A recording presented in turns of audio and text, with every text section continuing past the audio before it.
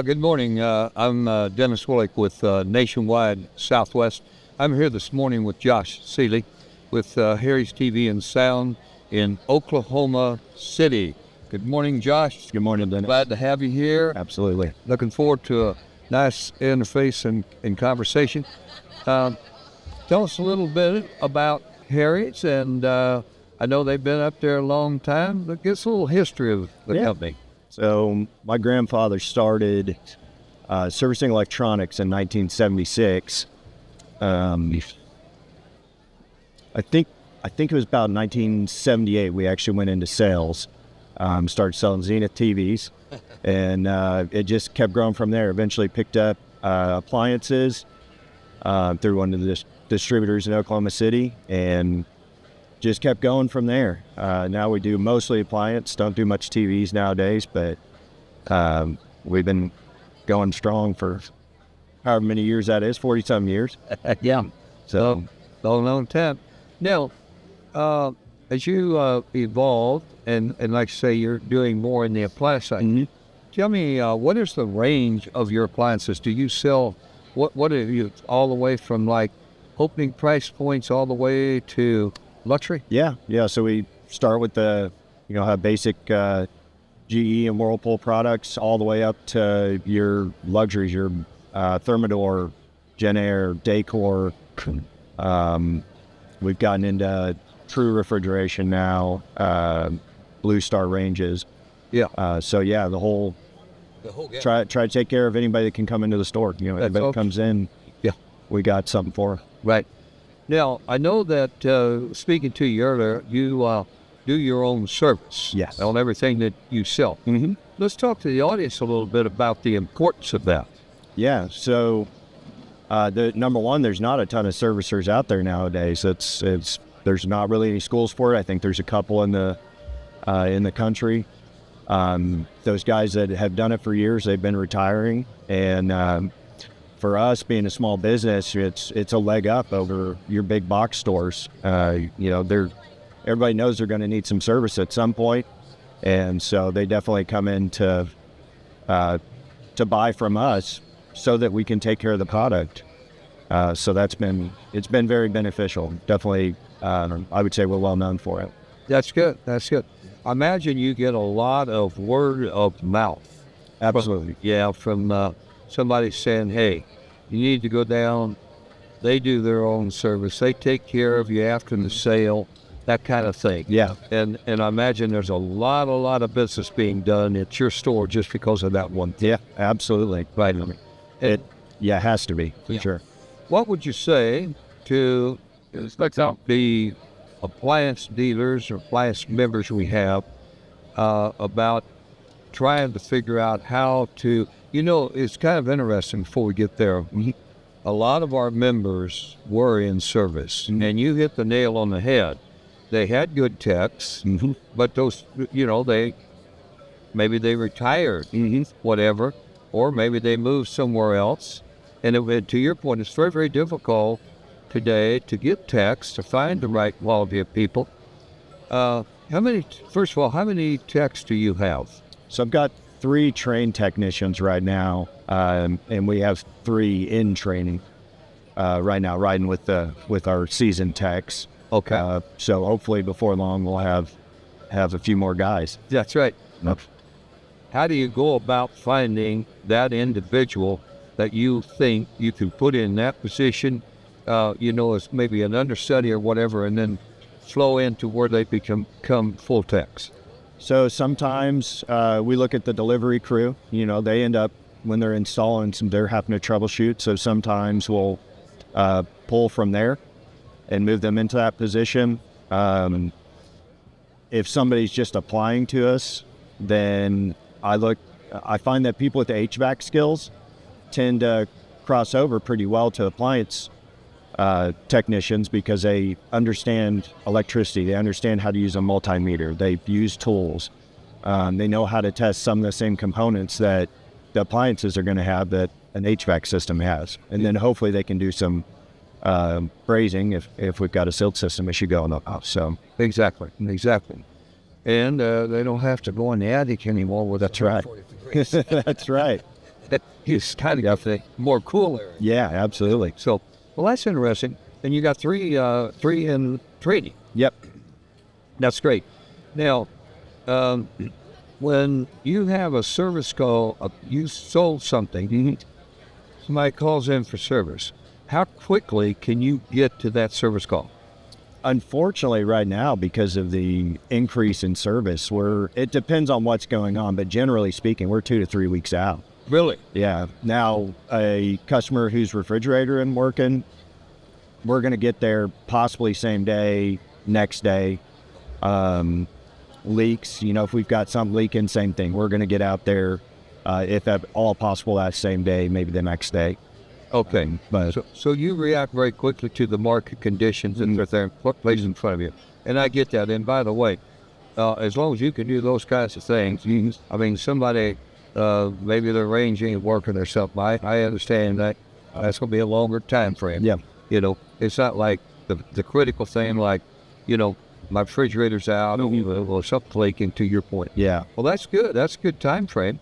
And as you move ahead, first of all, let's talk a little bit about, let's move from the service side back into sales. And what are you finding? You have such a gamut of, from the opening price point all the way up to luxury. What's your sales percentages right now? Are you seeing, what percentages are up in that more luxury? I don't know exact percentages, but a good chunk of what we do are in luxury appliances now. We work with several builders that build high-end homes, and they're putting high-end appliances in. So probably our best seller, honestly, at the end of the day, is still going to be KitchenAid, just because we've got builders that'll use it, maybe get into the built-in refrigerators and pro ranges with them, or you've just got a customer coming in, needs a wall oven, and they want something a little nicer than a basic Whirlpool or basic GE. So Okay. I think KitchenAid's probably our best-selling brand overall, because it can be used in so many places. But definitely, we do a lot of Thermador nowadays. Oh, good. Yeah. So that feels like the largest portion of our business now is going to be luxury appliances. In luxury. Mm-hmm. Well, that's interesting because, number one, it's also more profitable up there, isn't it? It is, absolutely. Yeah. So there, again, that's another reason. And, the reason I ask questions like that to kind of get the feel. Our audience, our membership, I mean, we've got all kinds of members, and we have all sizes of members. And maybe luxury may not be for everybody, but I do think there's a luxury space out there that needs fulfillment, and sometimes our members are not really focused on whether or not that would work or not work in their areas. Tell me a little bit. You wasn't always in luxury. No. And so what was the journey that took you to that point? I think some of it was just the change in the marketplace. Oklahoma City starting to grow, more homes being built. That really probably drove it the most.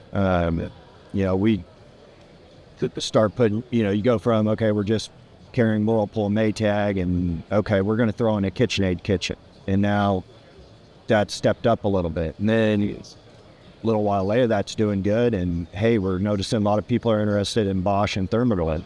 So slowly working to bring in that Thermador in. And so it just, a lot of it is the market has allowed that to happen. That's very good. I talk about the market conditions all the time. Our entire sales team, we go in, and it's a crazy thing because just like what you said, you've been in business all these years. Right. How much has the market changed about the 50 years? Tremendous. Right. Yeah. And a lot of dealers and members and stuff, they been there a long time, but they really haven't paid as close attention as I think we would have. And that's where we kind of fit in. I kind of like to come in, say, hey, Josh, let's run a market analysis here and find out a little bit about what's going on around you. We have all those tools, and our team can go in and run that, build a report. We can come in this thing and say, hey, just some information, let you know this is what's going on today. And as you probably know, well, my generation buys things, we do a little different than the young generation, okay? And it's hard to believe that we actually have 5 generations we're dealing with today. And they all maybe have a little different feelings on how they want to go to market, what they want to do, and all of that. So what are you doing in market? Honestly, we do some TV commercials. That's really about the extent of it. That we haven't really focused on. We've done a couple of digital campaigns. Nothing that's been noticeable increase in foot traffic in the store. Like you said earlier, most of it is word of mouth. We make sure we get some stuff out there because you never want to not make sure your brand's getting out there. But we're not doing a lot. I don't, and sometimes it feels like it's like, why put the money into that when you're not needing it? But at the same time, you're gonna be like, again, you got to stay in front of the customer, in whatever way you can. No, we do some, we're trying to call it, like sponsorships for various events. Oh yeah, we'll do some of that. So every October we do the Race for the Cure. We do a sponsorship there and are out at the race. And I know we've been running a campaign with the Oklahoma Humane Society, donating some laundry to them so they can keep their facilities running and cleaning up all the stuff they've got to for those animals. And so we're in a few weeks we're going to be at an event. I think maybe like an adoption event. Oh yeah. Yeah, we're sponsoring that. So we've got several of those we do throughout the year as well. Boy, those are big. So yeah. Those are incredible. I'm shocked at how much people pay attention to that stuff. Yeah. And younger generation, they're all in. Yeah. Yes, they're all in. Oh yeah. And that's a big deal. Mm-hmm. The reason I asked the question, you have a website, right? Yes. Okay. And we have a lot of different services ourselves in the field. A lot of times, and I just had a young woman over here, Natalia, had come in. We did a podcast. She works on really the words, having the right words out there to drive that market. I always, I love to get in meetings and I'll ask everybody, I'll take my phone off and say, does everybody have one of these? And everybody's got one. Yep. And I said, every consumer out there has one. Mm-hmm. And it's amazing to me when somebody is looking for an appliance or furniture, bedding, whatever, they pull that out. That's usually the first place they look. Absolutely. When I bring this up, the reason I asked the question, the word of mouth that you talk about is incredible, and I know how important and big that can be. But I'm just wondering, are we still missing a portion out there that we might want to tap in? Or, but by the same token, I know that there's times you get to a point where you have grown as fast and as big as you can get right now, even though we don't like to say we don't want every sale we can possibly get. But you do at some point sometimes have to say, I need to slow just a little bit. I've had a few members tell me that things that they've changed and things they've done has increased very nicely, but they've had to almost pull back just a little bit just because it's almost overrunning, and they need more assets in the way of delivery trucks, or in the case of where you need service, that kind of thing, installers and stuff like that. So everything is a balance out there. I understand that. But I do know what you guys are talking about, doing these sponsorships and stuff. I'll never will forget, I was involved in one of those with a member of ours years and years ago down in Louisiana. And they did a one-day Save the Pet type thing. And it was, I can't remember the company that they kind of partnered up with, and they ran this thing. It was for that day only, and my God, as it built, they had to get the police out there. They get the highway filled up. We tried to get in there, but it shows you, and why I bring things up like that. It just shows you the power of what and the things that drive people, and finding those kinds of things and doing those things. Let me tell you something. Those people won't forget you. Right. They won't forget you. They'll remember that. That'll be something they talk about. That'll be something they tell their kids about. That'll be something they tell their parents about. Something that they tell their neighbors about. And it's a big selling thing. So anyway, how's business overall? Very good. Very good. Yeah. Good. So that's all good. And looking ahead, looks good for you. Yes. Things. Yes. Good. Well, Josh, thank you so much for being here today. And do me one big favor. Yes. Please say hello to your granddad for me. Absolutely. We go back a long way. Yes, sir. Thank you very much. Thank you, Dennis.